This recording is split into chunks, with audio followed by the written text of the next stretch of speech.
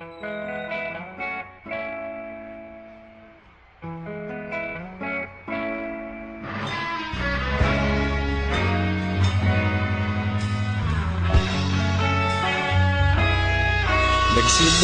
ang lahat sa eskwela, nagsama-samang 12 sa kalokohan at sa tuksuhan, hindi maawat sa isa't isa. Madalas ang standby sa cafeteria, isang barkada na kaisaya, laging may hawak-hawak na gitara, konting udyok lamang kakanta na. Kay simple lamang ng buhay noon, walang mabibigat na suliranin, problema lamang laging kulang ang gatong. Sana napunta ang panahon? Sana nga ba? Sana nga ba? Sana napunta ang panahon? Sana nga ba? Sana nga ba? Sana napunta ang panahon? Sa unang ligaw kayo'y magkasama, magkasabwat sa pambobola, walang sikreto kayong tinatago, okay sarap ng samahang barkada.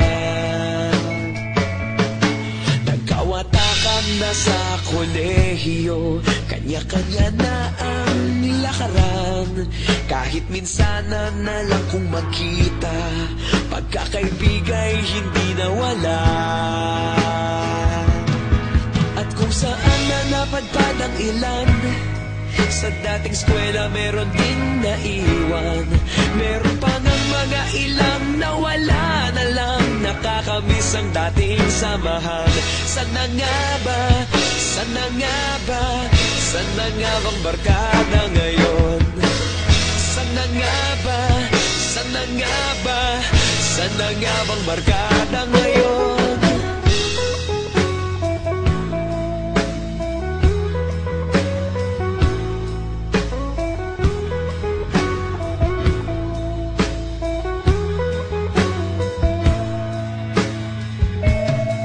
Ilang taon din ang nakalipas, wala pa sa aming tatay na nagsusumikap upang yumaman at guminhawang kinabukasan.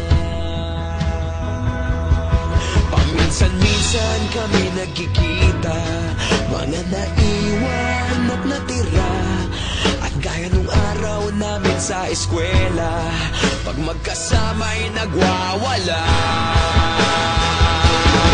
Napakahirap malimutan ang saya ng aming samahan, kahit lumipas ng ilang taon, magkabarkada pa rin ngayon.